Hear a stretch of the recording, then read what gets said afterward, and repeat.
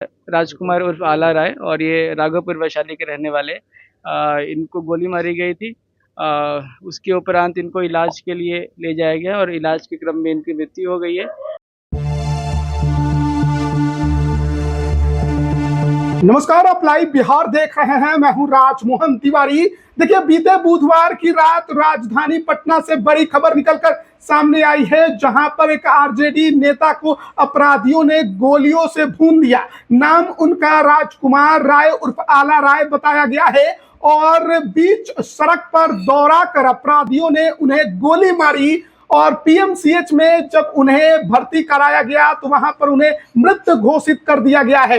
तो राजधानी पटना में एक बार फिर से अपराधियों का तांडव देखने को मिला है और आरजेडी के नेता को अपराधियों ने गोलियों से भून दिया है। देखिए, राजकुमार राय की चर्चा इसलिए भी इन दिनों ज्यादा हो रही थी क्योंकि आरजेडी छोड़कर तेजस्वी यादव के खिलाफ राघोपुर में चुनाव लड़ने की तैयारी में थे और इसके लिए उन्होंने एक घोषणा पत्र भी जारी कर दिया था और क्षेत्र में लगातार कैंपेनिंग भी कर रहे थे। आरजेडी में वो पंचायती प्रकोष्ठ के वैशाली के जिलाध्यक्ष भी थे, लेकिन हाल के दिनों में उन्होंने आरजेडी को छोड़कर निर्दलीय राघोपुर से तेजस्वी यादव के खिलाफ चुनाव लड़ने की बड़ी घोषणा कर दी थी। और अब ये खबर निकलकर सामने आ रही है कि अपराधियों ने उन्हें बीच सड़क पर दौड़ाकर गोली मारी और उसके जो फुटेज है, सीसीटीवी फुटेज, वो भी वायरल हो रहे हैं, जिसमें साफ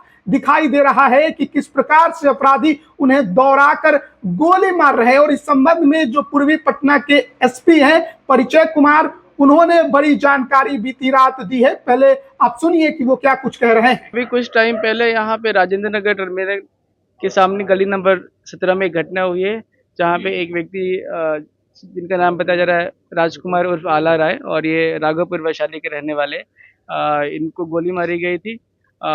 उसके उपरांत इनको इलाज के लिए ले जाया गया और इलाज के क्रम में इनकी मृत्यु हो गई है। इनके साथ इनका एक ड्राइवर भी था। उससे भी अभी हम पूछताछ करेंगे। हमारी पुलिस की टीम यहाँ पे आ चुकी है, एसपी साहब आ चुके हैं और एफएसएल को भी हम बुला रहे हैं और आसपास के जो आई विटनेसेस है उनका भी स्टेटमेंट लिया गया है। साथ ही साथ जो भी इस इलाके में आसपास कैमरास लगे हुए सारे के सारे कैमरास भी हम खंगाल रहे हैं। अभी कांड का अनुसंधान किया जा रहा है, बहुत जल्दी इसका उद्भेदन करके गिरफ्तारी की जाएगी। घटनास्थल से करीब 6 गोलियां खोखा बरामद हुआ है, तो आई विटनेसेस के हिसाब से 5-6 गोली के आसपास चली है। प्रथम दृष्टि से क्या लगता था, राजनीति से भी जुड़े हुए थे और जमीन को भी अभी तक ऐसा निकल के तो आ रहा है कि ये पॉलिटिक्स में भी एक्टिव थे और लैंड की डीलिंग वगैरह में भी थे। हालांकि अभी हर एक पहलू पे हम जांच करेंगे, उसके बाद ही किसी भी नतीजे पे पहुंचेंगे। कितने अपराधी आए? जो भी यहाँ पे आई विटनेसेस है, जो कैमराज है उसमें 2 अपराधकर्मी दिख रहे हैं। हालांकि और भी अपराधकर्मी लाइनर के रूप में हो सकते हैं, इस बात से इनकार नहीं किया जाता। तो अभी आपने सुना पूर्वी पटना के जो एसपी हैं वो इस संबंध में जानकारी दे रहे थे कि क्या कुछ घटना घटित हुई है और किस तरीके से वो घटित हुई है।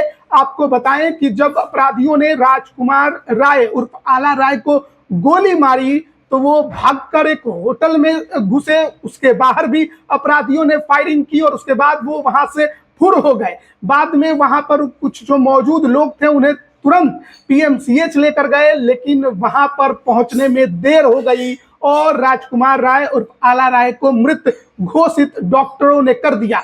तो बड़ी घटना राजधानी पटना में और तेजस्वी यादव के विधानसभा क्षेत्र से संबंधित व्यक्ति को लेकर, जो कभी आरजेडी में हुआ करते थे। इसके पहले भी वो राघोपुर से निर्दलीय चुनाव लड़ चुके हैं और इस बार भी चुनाव लड़ने की तैयारी में थे और इसके लिए उन्हें 20 सूत्री घोषणा भी की थी कि वो राघोपुर में किस तरीके से और कैसे काम करेंगे। इस संबंध में जो उनका घोषणा है, पत्र है, वो भी हम आपको स्क्रीन पर दिखा रहे हैं। आप देख सकते हैं, एक तरफ राजकुमार राय के चुनाव प्रचार को लेकर बैनर पोस्टर बने होंगे, उसकी तस्वीर है, और दूसरी तरफ उनका जो घोषणा पत्र है उसकी तस्वीर है कि राघोपुर में काम करने को लेकर उन्होंने क्या कुछ कहा था जब निर्दलीय प्रत्याशी बनने की उन्होंने पिछले महीने ही घोषणा की थी। और ये जो तमाम तस्वीरें हैं उसके बाद से बिहार की राजधानी पटना में एक बार फिर से अपराधियों को लेकर चर्चाएं शुरू हो गई है। इन दिनों लगातार अपराधियों का तांडव देखने को मिल रहा है, बिहार के कोने कोने में